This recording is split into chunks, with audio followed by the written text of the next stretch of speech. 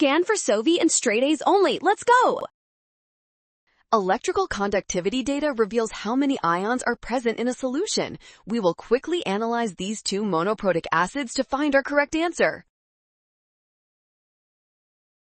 Electrical conductivity in an aqueous solution depends directly on the concentration of dissolved ions. Since both acids are monoprotic and have the same initial concentration, conductivity tells us about dissociation. For these 0.10 molar monoprotic acids, a higher conductivity measurement means the acid has dissociated more into ions. This higher ion concentration is a sign of strength. Since the acid dissociation constant determines the extent of dissociation, we can identify which acid has the larger Ka value. Option A is correct. Well done! Scan the code. You can learn better with Sovi. Avoid a rush and watch signs. Trust given data and check steps.